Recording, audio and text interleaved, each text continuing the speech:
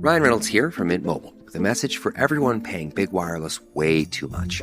Please, for the love of everything good in this world, stop. With Mint, you can get premium wireless for just $15 a month. Of course, if you enjoy overpaying, no judgments, but that's weird. Okay, one judgment. Anyway, give it a try at mintmobile.com/switch. Upfront payment of $45 for 3 months required. New subscribers only. Renew for 12 months to lock in savings. Additional taxes, fees, and restrictions apply. See mintmobile.com.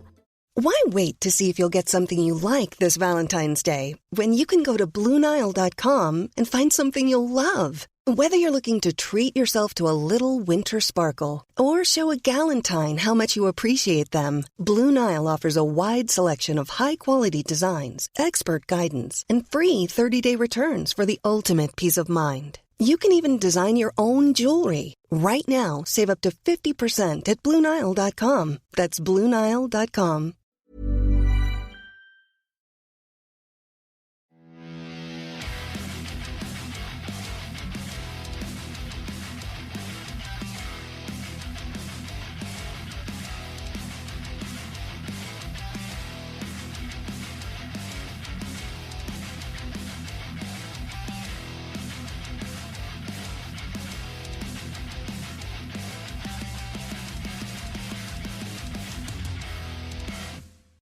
Hi guys, welcome to this week's episode of Heavy Metal Tones with me, your podcast host, Tony Evans.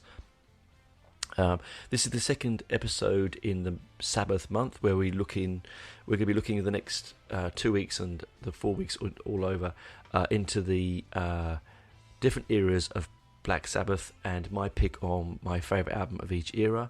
As I mentioned before, last week we did the Ozzy, obviously. This week we're going to be doing Dio, next week we'll be doing Tony Martin, and then after that it's going to be a free-for-all. I'm not quite sure, I might do just a best of the rest. But as you can tell by the title, if you've looked carefully enough, and I'm sure you have, it's Mob Rules by Dio. This is Dio's second album with the mighty Black Sabbath. People will say to me, that was me dropping my pencil. People will say to me, why aren't you doing Heaven and Hell? I feel Heaven and Hell, like a lot of this stuff, has been done to absolute death. And there's also a reason why I'm not doing Heaven and Hell, and it will come quite obvious in a few minutes' time. So Mob Rules, second album with the mighty Dio, released in 1981. First time with drummer Vinny Appice. And I hope I said that correctly. And so basically it's Tony Iommi, Ronnie James Dio, Vinny Appice, and the great Geezer Butler in the band. Now, they just released what was considered probably their epoch-making album, which is Heaven and Hell. Excuse me. I have to I'm going to come out right out from the blocks here and say that I'm not a Dio-era Sabbath fan. This can cause some kind of consternation amongst my friends. Look, it is what it is, right? I was saying to Matt the other day that the thing about Dio is I love Dio in Rainbow. I love Dio in Dio, just the solo stuff. I sort of have issues with the Dio Sabbath era, and you'll hear why in this album when I talk about it. But it's because, when you have, I get very much stuck on certain eras of bands in my own. It's sort of a bad habit I have. With Marillion, when Fish left, I didn't really care for the band, bar maybe 2 albums. When Peter Gabriel's left Genesis, I don't really care for the band, bar 2 albums. And this is a bit like that. Dio had this way of getting under my skin, saying things about Ozzy that he didn't deserve to say. I mean, this, Dio, in the great scheme of things, is a blip in the era of Sabbath, and him, splashing his mouth around. I mean, that's, musically, Dio was a very, very gifted vocalist, lyricist, and musician, and Heaven and Hell. And this is the thing, you see. So what hooks me is that I don't like him, but man, they make Heaven and Hell. It's like, what? You have to sort of. I myself, when I listen to Heaven and Hell, I have to not really think about the situation, just listen to how good the album is. And it is, it's in the 3 albums, there's 3 or 4 albums of the whole of Sabbath's catalogue, and that you go, wow, that defines them. And I'd say that Heaven and Hell is one of them. The sound when we was with Heaven and Hell is still very Sabbathy, I think. At the same time, and I'll talk about that later on. That's another reason I'll chat about that later on. But at the same time, Ozzy's gone, left the band, massive. I mean, that's think about it. It's the same way we felt, if you can remember, guys, when Dickinson left Maiden. I know I felt the same way when Fish left Marillion. It is that wrenchingness, because we all great bands are. I mean, really great bands have really great front men and women, right? And you sort of, even though you love the music, you're drawn to their personas. And I mean, Ozzy for me was a sort of, the voice of heaviness for me was Ozzy, right? People say he couldn't sing and he couldn't hold a tune. Well, they're fucking idiots, aren't they? I said this before last week. He was mad. He was a madcap loony, and he did, outrageous rock and roll things, and he did outrageous rock and roll lifestyles, and and I think when that person leaves, you do feel empty almost, because and I mean, I'm going to say this without sounding odd. A bass player is a bass player. A guitarist is a guitarist. I mean, technically, you can sort of replace a guitarist. Not always the same feel. Same with the bass player, same with the drummer. But you can, and this is a good example of this, and I'll get to that later on as well. You can replace them, sometimes for the better, sometimes for the worse. Very rarely do you replace a vocalist that beats in your mind, in your romantic memory, the original vocalist. For me, anyway, I'm very much that way. Like Thin Lizzy now. I mean, why would you bother? I mean, it's touring around. I think is this Gorman on guitar? I think is he just the only one that's left? It's sort of like when In Excess, and Queen even. Sorry, the mic again. I'm not a massive Queen fan. I think they're a brilliant singles band. I don't really like their albums. I know that, again, this causes people to get really upset. They're a really, really great band. I mean, I'm not saying they're crap or anything like that. That's far from it. I just think that they are a brilliant moment in time band, great singles band. And of course, it's Freddie, right? I mean, Brian May is Brian May. Yeah, he's wonderful. But it's Brian May and Freddie. Once Freddie is gone, the spirit and the soul of the band is gone also. It's like if Roger Daltrey would die, why would you then tour The Who? It's bad enough that they tour with, without John Entwistle and without Keith Moon. I mean, they've done Keith Moon for a long time, but without John Entwistle, it was like, why? No, all right. The beating heart of the band is gone, and I feel that very viscerally when Ozzy left.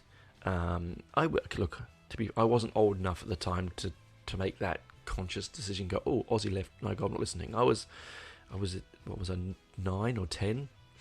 So I had listened to Black Sabbath because of my brothers, but I wouldn't have a clue who the singers were. I was 9 or 10.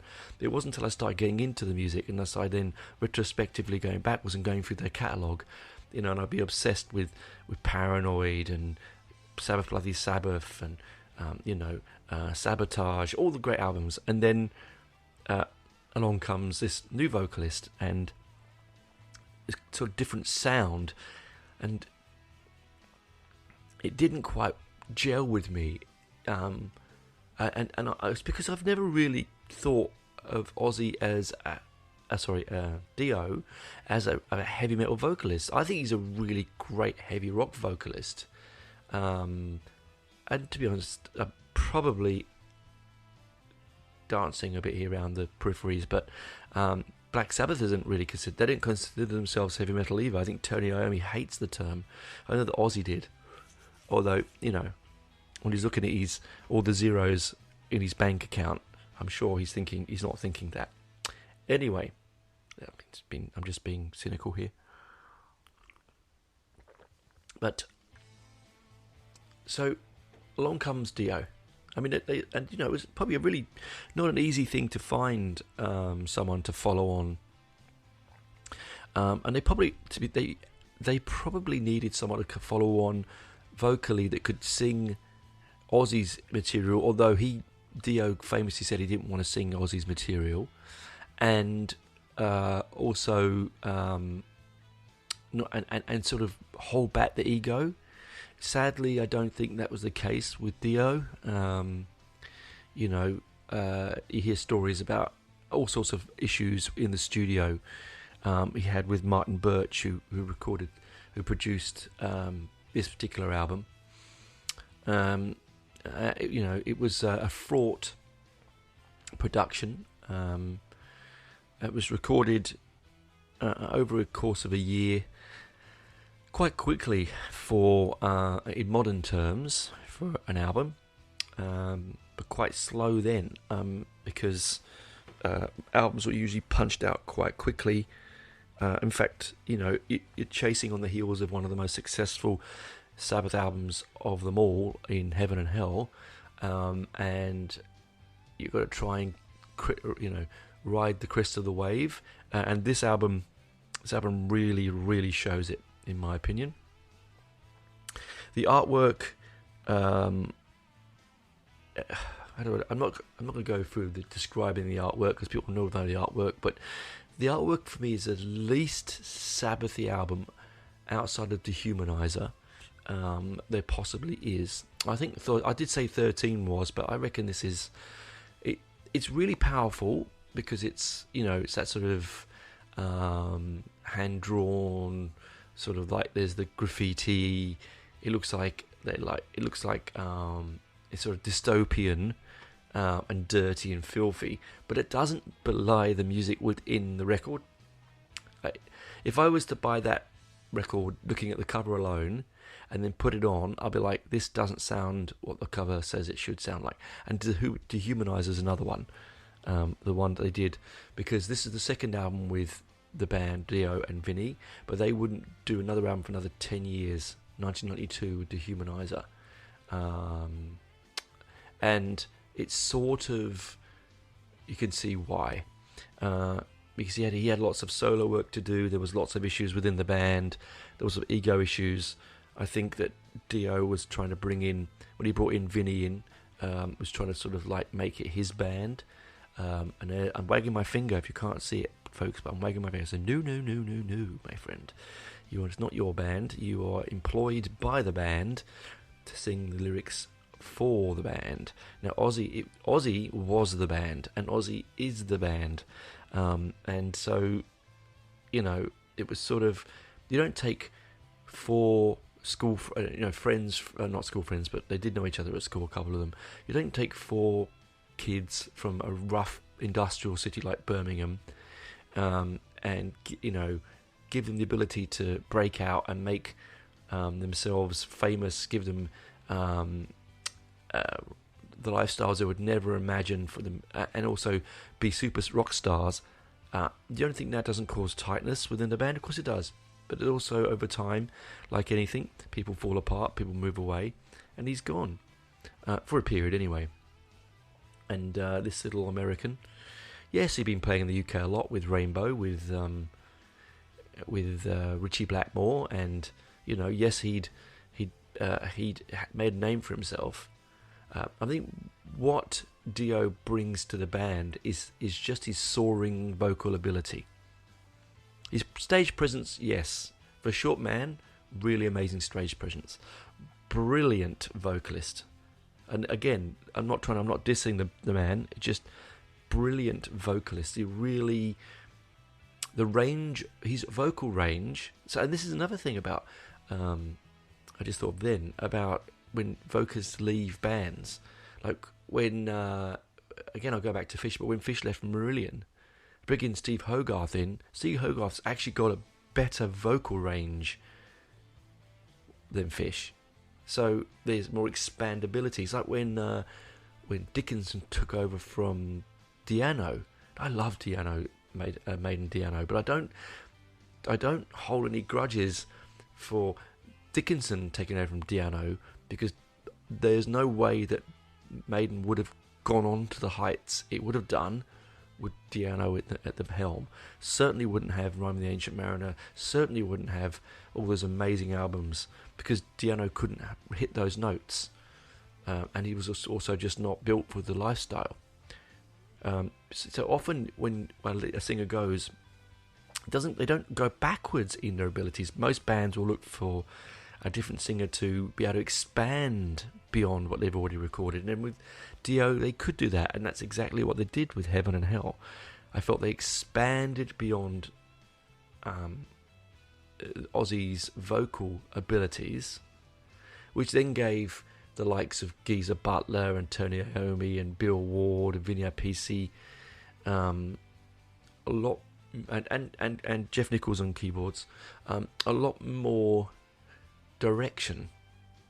Is it the right direction they went in? Well, they did with Heaven and Hell. We'll find out what we think of Mob Rules. I'm going to be a bit scathing about some of this stuff, guys. So if you really are a massive Mob Rules fan, do stick in. I don't want you to think just because I'm saying, hey, I don't like this album, and it's not what I'm saying about this album. I'm just saying there's some things that are going to be quite scathing. I want you to really still, I mean, who cares what I say? At the end of the day, you love it, and that's the most important thing. If this album you put on all the time makes you smile, you be my friend, you be my guest, my friend, and you carry on with it, because that's the beauty of music, isn't it? It's the beauty of art in general. It's all subjective, and it's all what you love. It doesn't matter what an old man in his in his spare bedroom but his podcast thinks. It really doesn't. It's more about, you know, I don't. Do you know what I listened to last night? And I listened to it once a month. I've listened to it once a month for mine since I was 14 or 15, and that's Paul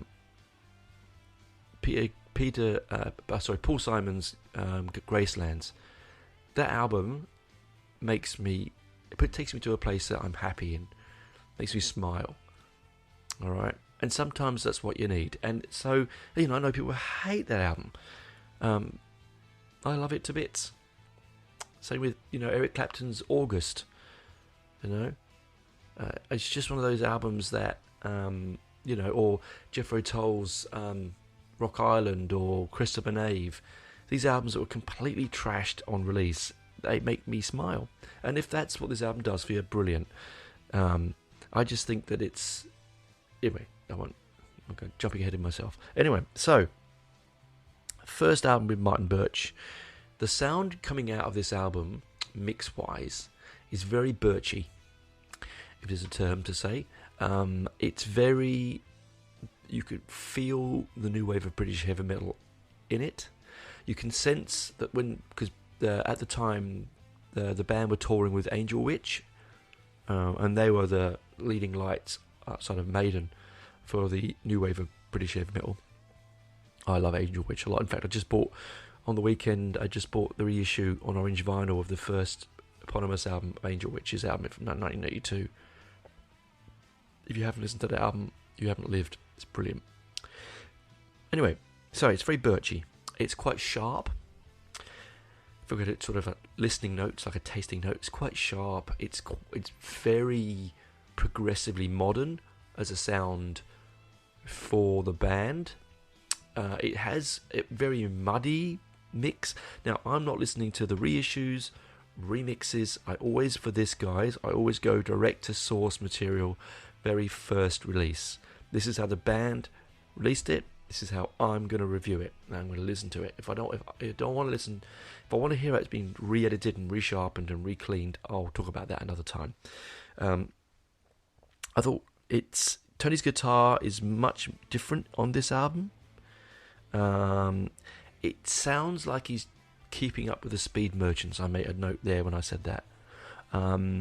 You could always rely on Tony's guitars to be the heaviest rhythmic blues-based riffage on the planet in the history of music. He's simply unattainable in his greatness. He is God when it comes to heavy riffage six-string guitar. But in this album, he seems to be, I don't know. It sounds like he's not in the room with the band anymore. It sounds like he's trying to. I mean, at this time, 82, Tony's probably about 30ish. So he's trying to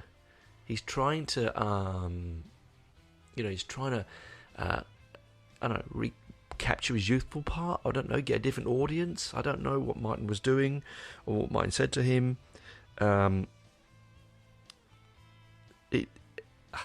That's not to say it's not a heavy album. It is. The one particular song I'm going to talk about is actually my favourite my favourite Dio era. Sorry, my computer is decided to shut down. Oh God, I changed the passwords, guys. Hang on. There we go. And I don't know what I'm doing with it. So there's a particular song on this album which is the heaviest, I think, and my favourite of the Dio era. Even more enjoyable to me than stuff on Heaven and Hell. Certainly better than The Humanizer. And we'll get to that. And Tony's amazing on that particular track. In fact, it feels skull crushing is the word, right? Skull crushing. Yes, so I also think that possibly the reason that Tony was playing the way he is on this album is that Blizzard of Oz has just been released. You've got Randy Rhoads, ploughing this new sound, this new rock and roll, speed, acoustic, classic-driven note riffage, and Tony's not known for that. Tony's known for his all-in,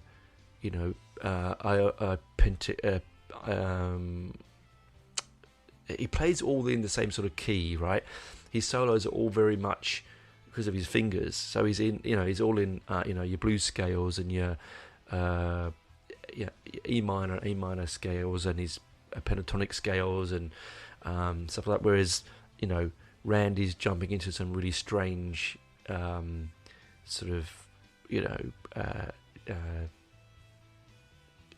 unusual time signatures and time and note usage. So I think Tony's listening over one ear over there, going, "Oh, got to keep up," and in their mind subconsciously beat Ozzy at his own game, which I think was sad because there was absolutely no way this album, in any way, shape, or form, could come anywhere near Blizzard of Oz for its ability to rock you, basically. And so what they should have done, I think, is just kept an eye on their own road, in their own lane, and not worry about what's going past them. Because what's going past them may be fast, but at the end of the day, it's going to slow down because it's going to run out of steam. Whereas if you go, it's the old tortoise and the hare, isn't it, guys? You keep doing what you're doing at your pace, you'll get there and you'll get more out of it than trying to beat the person at speed. Anyway, we're going to move into the tracks and the albums in a minute. I'm just going to go and warm up my tea. It's got a bit cold. And we'll chat about what I feel about the album. I'll get you some information on track by track. Anyway, that's me for this side. When I come back, it'll be Mob Rules, guys. Mob Rules.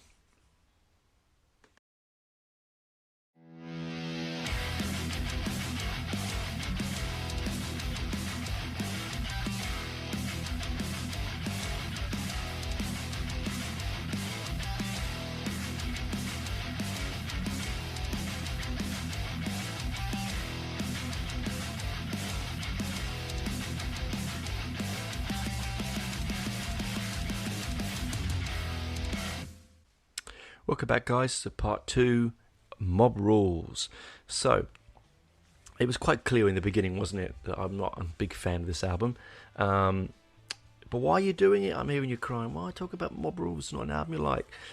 As I said before, I don't want to keep doing the easy targets. You know, I could sit here and eulogize glowingly about heaven and hell, but I don't want to. I want to do the things that go under the radar slightly. And even though Mob Rules was a massive album, didn't do well in the charts. It got to like number 47. Both singles of it didn't do that well. Mob Rules and what was the first song? Turn Up the Night. Both didn't do that well. In fact, only one of them managed to chart in the top 40, and that was Turn Out the Light, got to 37. It's just a little bit wishy-washy, and I think it comes across that way because we'll get to that, but it comes that way very soon and very apparent. Okay, so first song it's 40 minutes and 26 seconds long, recorded and mixed in LA. I like it because it doesn't hang around. Okay. It's a pretty swift piece of entertainment. It's not trying to be a gargantuous sort of prog monster, or it's not even trying to be a thrash speed merchant. It's just, I think it's just a decent length. Now, the first song, Turn Up the Night. Okay. I think this, as I said, feels like it's influenced heavily by the No Album movement. The guitar solo in it, quite obvious, because at the time Tony Iommi had been doing some stuff with Diamond Head.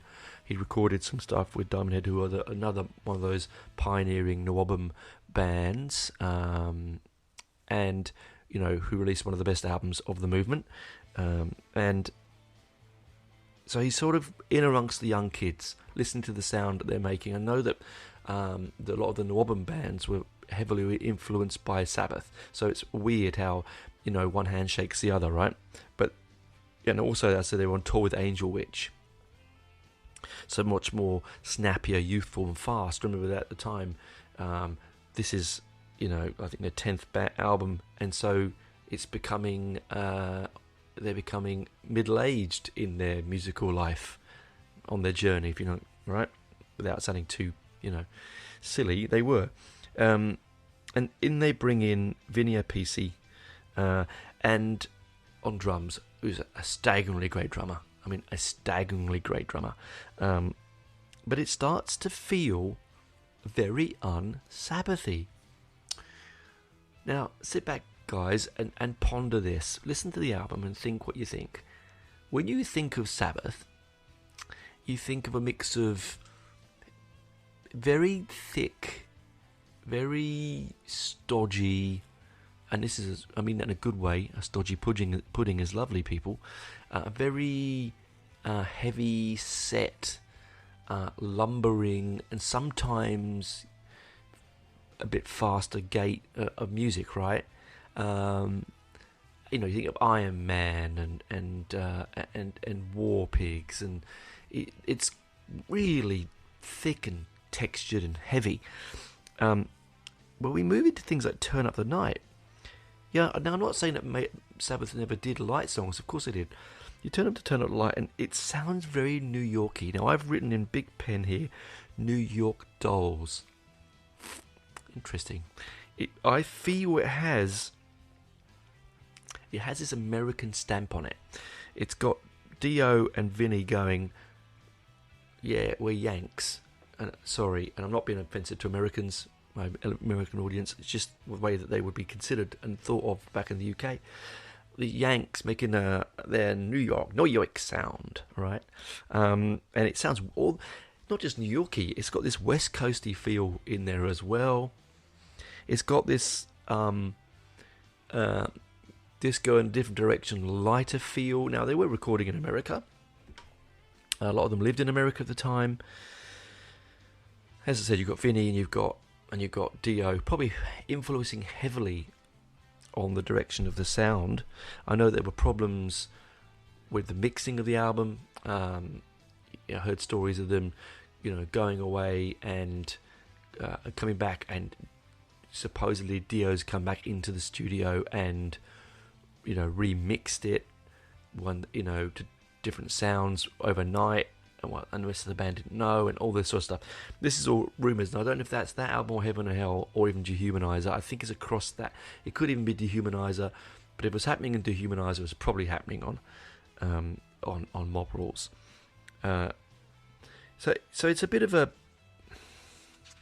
I love Tony's wah in it, the wah usage, go up to 11 I've got, but for me it's a little bit of a bland opener. Okay, you know, here we go, we've just had Heaven and Hell, wow, come on, we've got our foot on the pedal, let's wow the audience with another cracker of an album. We've got the wind behind us, full steam ahead, and you open up with Turn Up the Night. Now that moves on to Voodoo. What can I say about Voodoo? Okay, I've written here that it carries on with the Americana sound. Now, I did read that Tony was struggling with the guitar sound on this album. With Martin Birch, and he didn't see eye to eye on it. It feels like he's leashed. He's not letting go. All right, and it's a little light for me. It's a little filler, no killer. Again, I don't think that Dio's. Firstly, the lyric just doesn't think to me, but it's a little bit soft. Dio is quite a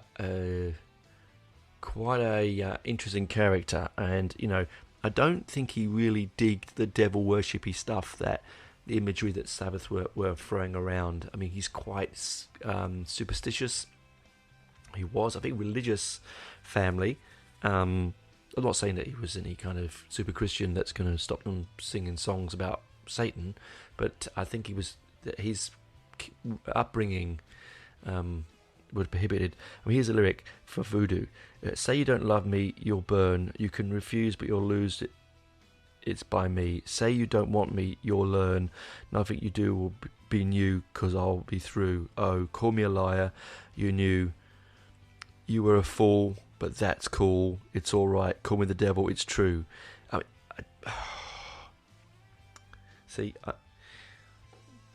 have to stop myself and say nice things about things and not be negative. But I think this is a second song on the album that is an absolute stinker. I think it stinks. Taking away Tony and Geezer and Vinny and his vocals, let's go. Taking it all aside, it's not the recording. It's quite stodgy in the recording. It's quite thick. Feels like they've turned the dobbly on, as they say in Spinal Tap. You can't make heavy metal in dobbly. Anyway, it's just not right for me. It's one of those forgotten songs, isn't it, guys? You're not going to go, oh yeah, Black Sabbath, Voodoo. Nah. Again, so we've come into the album, we've sat down, we've bought it from the shops. Wow, amazing. We've put the cassette in the cassette deck, 8-track in the 8-track player, or the record on the record deck, and you've got 2 tracks in. Don't get me wrong, it's rocking, it's heavy, it's fast, it's enjoyable, but it's not. If you didn't put the Black Sabbath label on it, you'd probably have more fun with it, I reckon. I think that the Black Sabbath label blocks it a bit. And then we move into my favourite Dio song of all, and I think is actually there's a big call here, but one of my favourite non-Aussie songs, Sabbath songs of them all. It's hidden 3 tracks into this rather bland album. It's Sign of the Southern Cross. Now, I don't know what it is about this song, but the beginning with the atmosphere, the build up,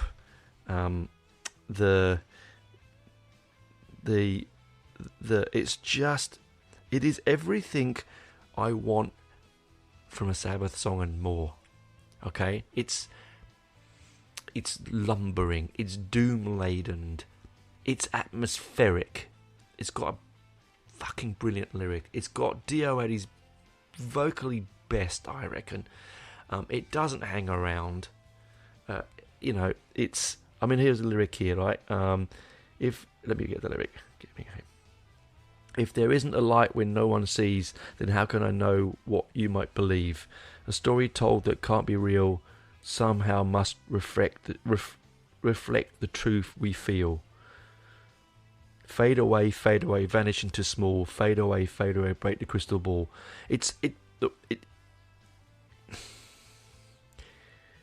Okay, on a small world west of wonder, somewhere, nowhere, all, there's a rainbow that will shimmer when the summer falls. Oh, man. It is sort of what Dio does really well with Dio and what he does well with Rainbow. This sort of great epic fantasy songs, it's skull crushing. I think Vinny's drums on this is okay. Why do I think this is amazing? I love Bill Ward's drumming. Okay, Bill Ward is a very open-shouldered drummer. When I say that, is he's quite splashy. Okay, you can almost feel that he's flowing across his kit. I'm a sort of a bit of a lover of the drums, and he's you can feel him. I said last week he's very Ginger Bakery, right? Whereas Vinny is that I think is one of the very first prototypical heavy metal drummers. He's down the line, his shoulders are closed, he's hard hitting, he limits to the drums that he uses, and when he uses them, man, he hits them. And I think that this is the one win from this album for me, is the mix that Martin does on Geezer's bass parts, but Vinny's drum parts. I'm not going to go on about Tony Iommi's guitar. We know how fucking good he is. We know what his riffage is like. I think that's sort of really set in stone. We don't need to go on about him. I'm very rarely let down by Tony Iommi. Okay, apart from maybe I said the sound of Turn Up the Night maybe and a bit of voodoo, but it's mesmeric, this song. Okay, it's not Sab light, it's Sab heavy. It's full of drama. It's sort of the mix. There's a part of it when it fades in 3 minutes in. There's a lead guitar solo that's so Sabbathy that it's almost like, wow, what you could have imagined that being on any other album. And I reckon this sort of song was probably left off of the Heaven and Hell. I don't know. I couldn't find any information that says that, but it sounds like it should be on Heaven and Hell. And it honestly probably sounds like it couldn't have been sung by Ozzy, because it doesn't have the embouchure, the that Ozzy. He couldn't get his vocal performance around the way this song is marched, the way it marches on. It's got a real marchy feel. I can imagine live being a fantastic live performance. It punctuates, Tony's guitar punctuates, and then it just breaks away. I said it throws you around like a rag doll, and I think it does, Tony's guitar in this. I said I wasn't going to say much about him, but it's true. And Vinny, and I haven't mentioned Geezer, but Geezer's bass part, there's a real lovely triplet. You can hear it just between a Vinny snare and Tony sort of goes into a little of he's one of his, sort of signature guitar part solos, but Geezer does this great little bass triplet that just fills that little audio void between the end of the drum to Tony's guitar to his riff, and it's so Geezery, because that's what Geezer does. He doesn't just sit one octave below and follow along.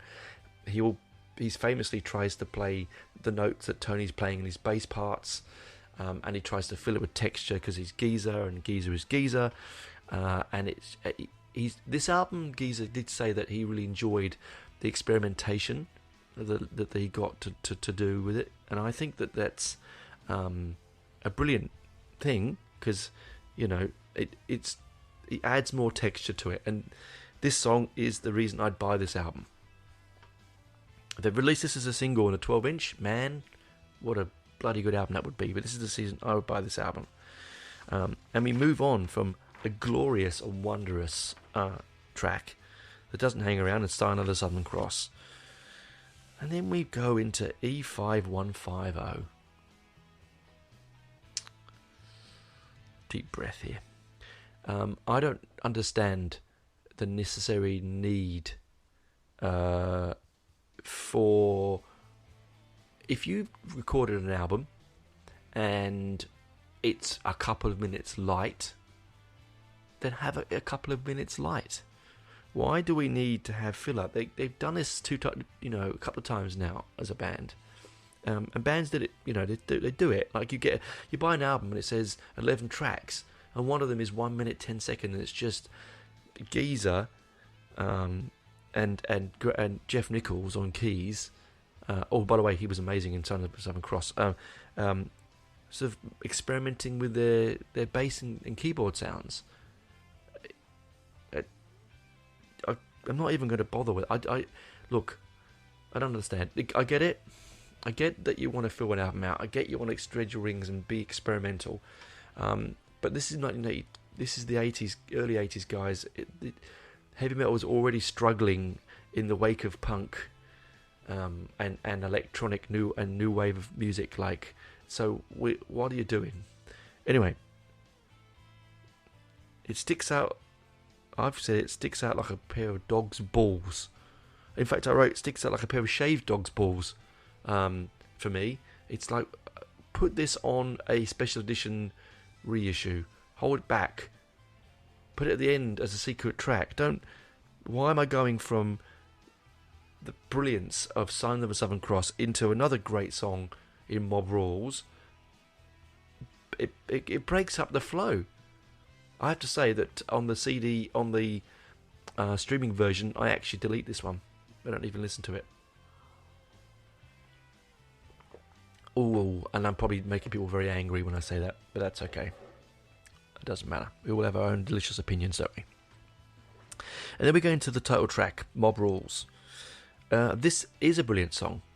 This is sing-along rock and roll. This is heavy metal. It sounds like you could just really, in a room of 1,500 people or 2,000 people, wherever you are, imagine Hammersmith Odeon packed. Imagine, I don't know, what's the one in New York? The big one. Anyway, a big venue, right? A big venue. Madison Square Gardens, that's what I say. Wembley Arena, something like that, packed. And then Mob Rules comes on. Oh, you can feel the swagger, can't you? You can feel the sing-along. That's what makes this sort of music worth coming back to. It's a real roller coaster of a song. I think it's Dio at one of his... just Dio. It's very Dio-esque. Finally, we've got rid of this... we seem to have let go of this Americana sound. We're back to Sabbath. I think, sensibility has taken control. And, Geezer and Tony and... They've probably gone, right, no, you've had your fun. Now we're having ours. And I'm not saying that's how it went. I can just want to imagine in my head that it went that way. And the big Sabbath fans out there know more than me. They might even say that Dio, they were written by the other Tony and Geezer, and I might go, oh fuck, sorry. It just feels it was Dio and Vinny's influence in the other songs. It does take you up in this song and crash you down, and bring you up and crash you down. I've said this about certain bands. Maiden do it with their Gallop, Sabbath do it. It's almost like being pulled under the water and then forced out from air and then pulled under again and constantly, thrown around like a rag doll, I said earlier. And Mob Rules, would have made a great single. I think it's just released at the wrong time. It is a bit muddy in this mix, and that's probably why, later editions probably are better. I said I haven't really listened to the remastered versions. I'm just listening to my copy that I've got, which is the original Vertigo release, and it's a bit old and a bit crackly and a bit worn. I didn't buy it brand new, of course. I didn't even buy a good copy. I bought a really cheap second-hand copy years ago, and it's just so it can sit in my Sabbath collection and I can be a completist. I don't get it out there very often, as you can tell, although I should do, because Sign of the Southern Cross is fucking brilliant, and so is Mob Rules. So those two, you go, if you imagine live, he plays Heaven and Hell, Mob Rules, and Sign of the Southern Cross, you'd bloody wet yourself, wouldn't you? You'd be like, oh my God. And he follows that with some Aussie stuff that he didn't like doing. You'd be like, whoa. So Mob Rules. Geezer's bass line in it, fabulous and thundering. Vinny's drums, as I said, tight-shouldered, I don't know if that's a term, I'm going to use it, patented Tony, tight-shouldered. Feels like he's really restrained but he hits the skins with such power, and Martin managed to record those really well. I think, reading, they recorded Vinny's drums, they used Shaw's, I think, mics, and they would, it was Martin Birch's trick. They would mic the drum kits from above as well to get the full room sound, and then also obviously on the skins, and then they had one back about 3 meters away from the bass skins, and I think they also had one on an amp, because they would have amped his kit as well. So you get a really big sound, but a very hard sound. Now, we crash down into, I thought you couldn't get any worse than Voodoo, but we crash down into Country Girl. Pause for dramatic moment. Yes. What can I say? Okay. Now, I'm not going to say that it's lyrically awful, because it is. Here we go. This is a Black Sabbath song, okay, people? Now, I know that you have the ability and right to write songs about whatever you want, and it's not always going to be about death and Satan and heaven and hell and dramatic stuff, and like the wondrous things written on Sabotage, mental health and the environment. No. Fell in love with a country girl, morning sunshine. She was up from another world just to bust another soul. Her eyes were an endless flame, holy lighting desire with a special name, made to snatch your soul away. We sailed away on a crimson tide, gone forever. She left my heart on the other side, all to break it into bits. Her smile was a winter song, a Sabbath ending. And it's got a really fun piece of music. The actual music, the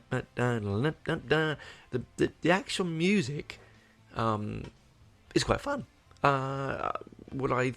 Do I think it's a Sabbath song? Personally, no. Lyrically, makes me want to cringe, I have to say to you. It just sounds like Dio's got some leftover material from Rainbow and gone, well, I want to put this on the album. And they've gone, well, Ronnie, and he's gone, well, if you don't do it, I'll walk away and chuck my dummy in the cot and wet my nappy and screaming and going blue in the face. And they've gone, oh, okay, here we go. Here's Country Girl. I mean, there is albums where, not all albums can be all filler, all killer, no filler.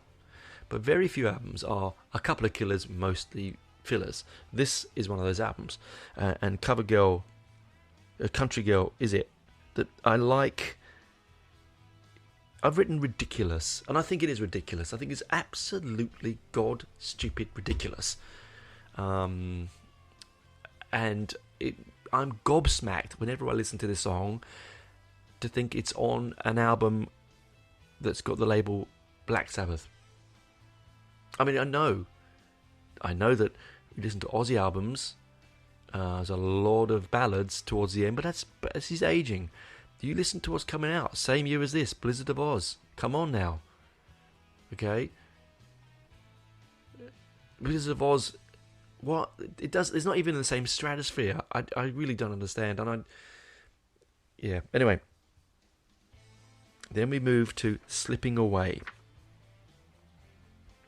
It brings it back, I think, I've said here, and this is what I've quoted, it brings itself back from the edge of stupidness with this. Dio almost he's back to form with this song.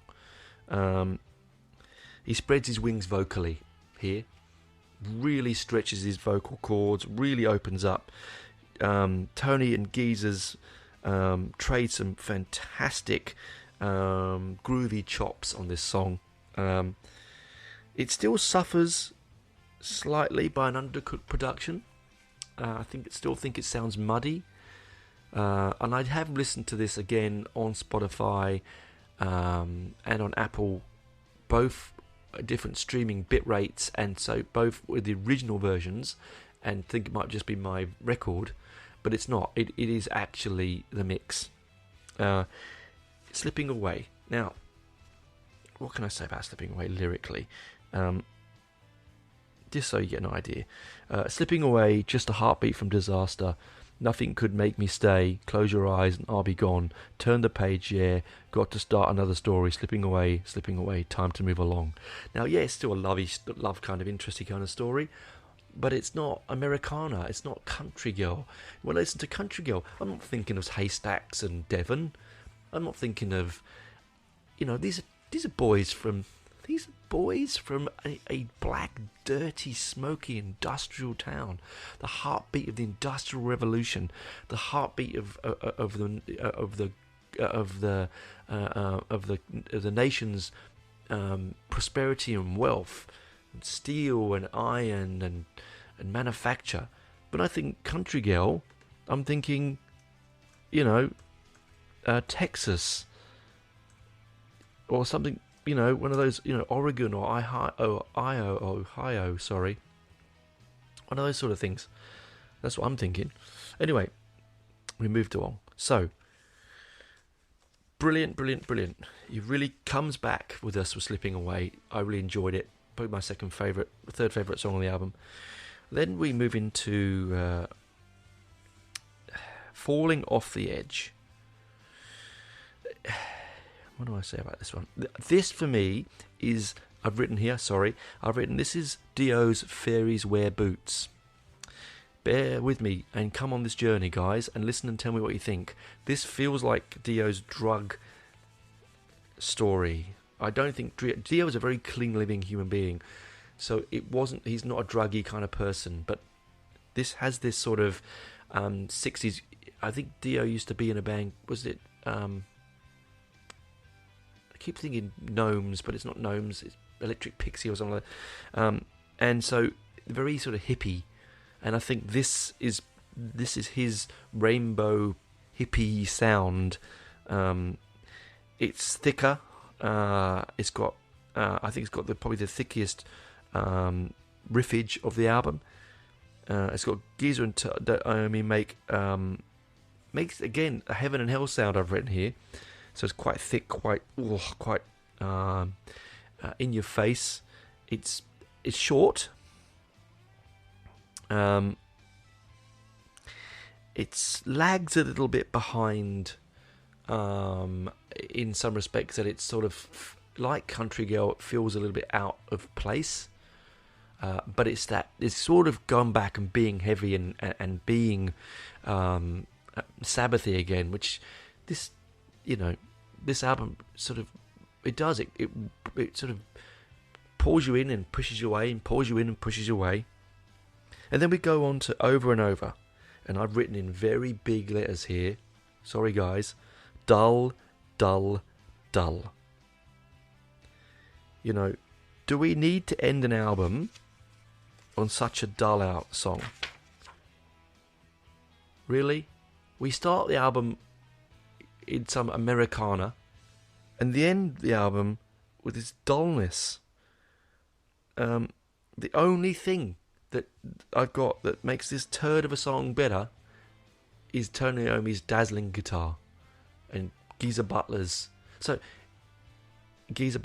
bass parts and Vinny Appice's drums. So individually wonderful. All songs on this album are wonderful. Collective as a song, stinker. I really don't like to say the word turd and Sabbath in the same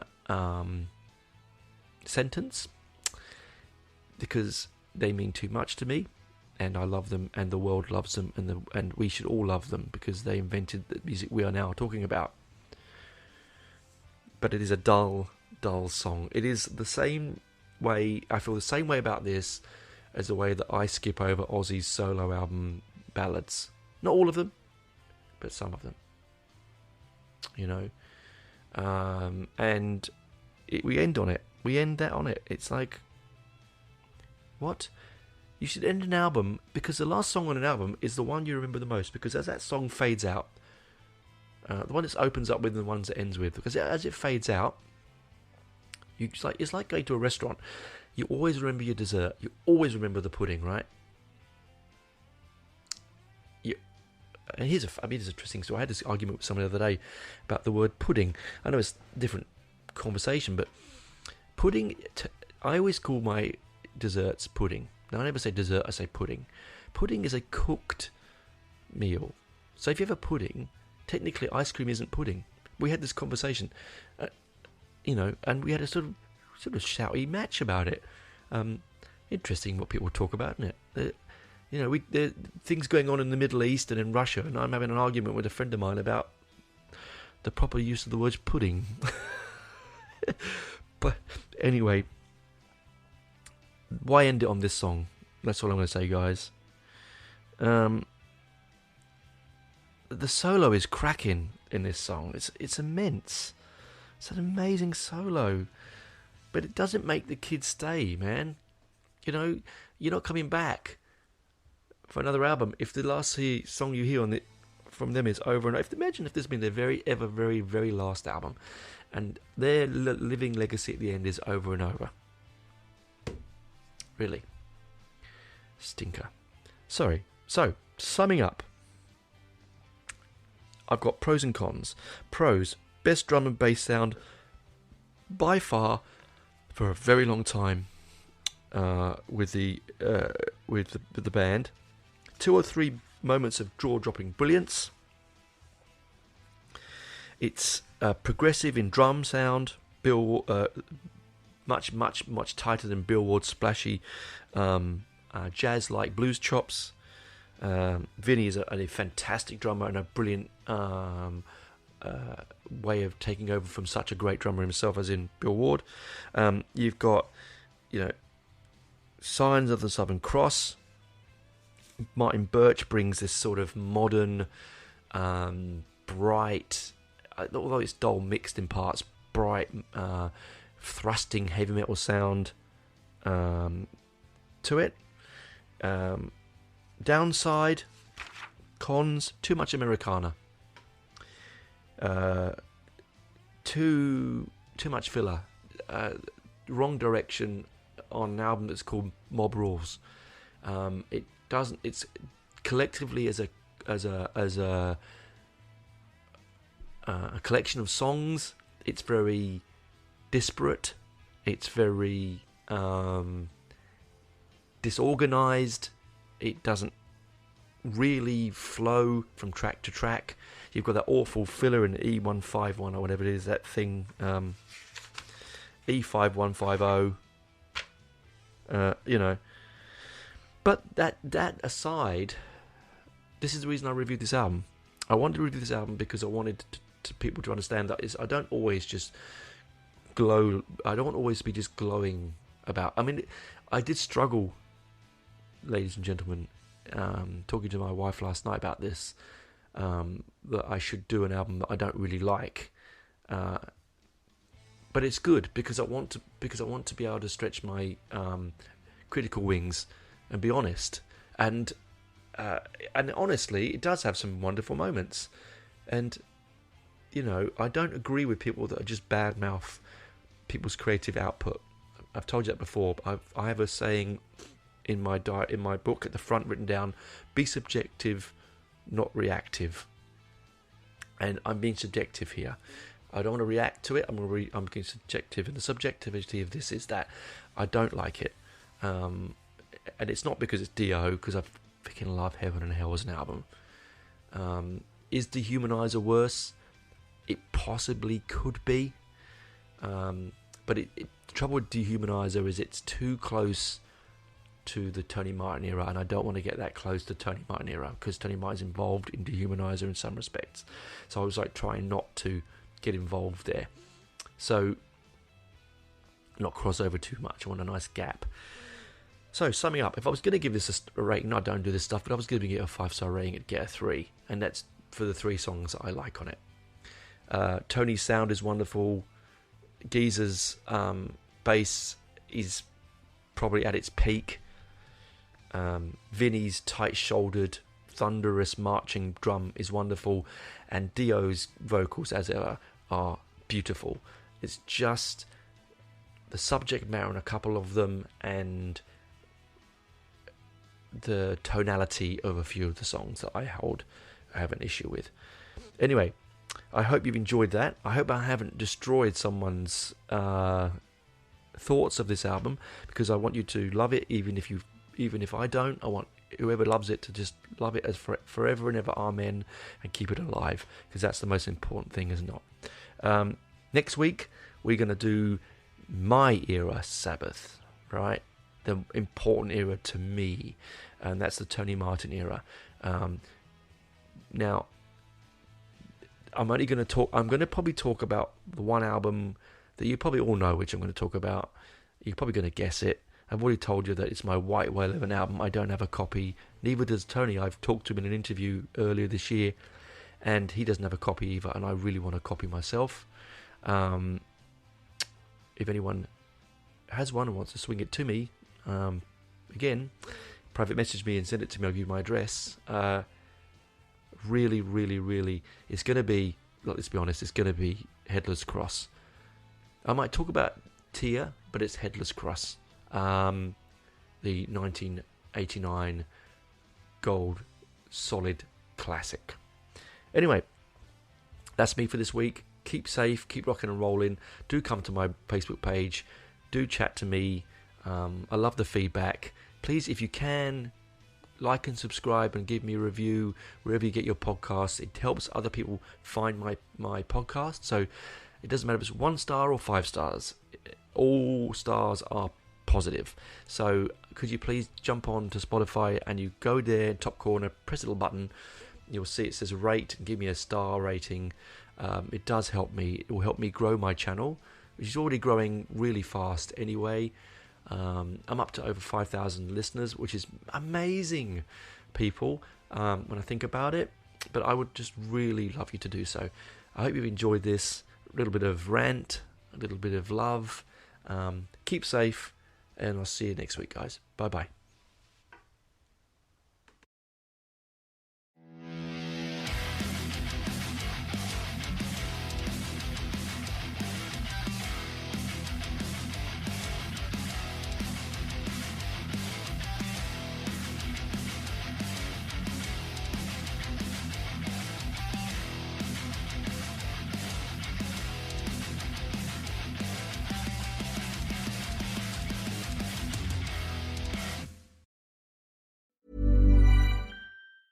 Get ahead of postage rate increases this year with Stamps.com. It's like your own personal post office. Sign up with promo code PROGRAM for a 4-week trial plus free postage and a free digital scale. No long-term commitments or contracts. That's Stamps.com, code PROGRAM.